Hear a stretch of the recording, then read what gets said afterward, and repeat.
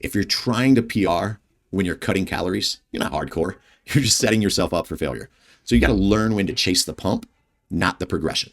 So let's talk about something that probably took me years to kind of accept in my training age, especially as somebody that's wired to push and grind and chase adaptation. And that is this. Sometimes the smartest move in your training isn't to go heavier.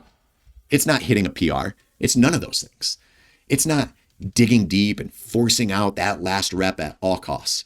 When I was in my 20s, maybe. But now that I'm closer to 40, nah, it's pulling back. It's training intelligently, not emotionally.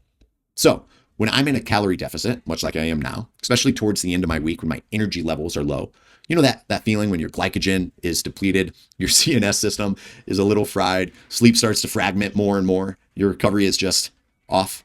Listen, I know exactly that, right? It's tough. Now, that said, I don't force myself to chase performance in a depleted state.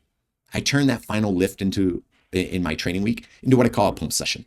Now, the goal isn't to lift the heaviest weight, it isn't to hit a new rep max or rep target. It isn't to chase a heavier poundage. The goal is just to send a muscle building signal, protect my tissue, stimulate some blood flow without flirting with injury or CNS burnout, right? And here's the nuance that I think most athletes and sometimes coaches like myself, we miss during training, especially when you're in a calorie deficit and you're training for body composition. When you're deep into a cut, your priorities should shift. Your number one job isn't to get stronger. It's not to get bigger. None of those things. Yes, I would love to get leaner and bigger at the same time. But in reality, it's to preserve your lean muscle mass, to retain that neural efficiency and shed excess body fat or adipose tissue with minimal collateral damage. That's it. So trying to smash a deadlift PR on a Friday when you're 1,000 calories under your maintenance and dragging from 5 days of output is kind of like redlining your car with no engine oil.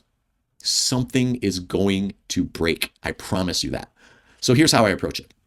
I keep my movement patterns the exact same as I would program on a regular lift, whether it's a hinge, a squat, push, pull, carry, whatever it is, lower body, upper body, but I shift my intent from load to quality of contraction.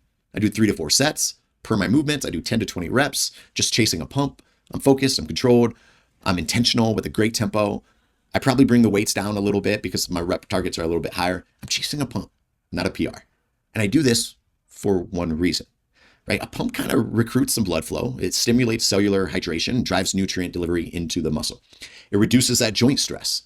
It supports recovery by flushing waste products. It gives me a psychological win of still showing up and executing without wrecking myself.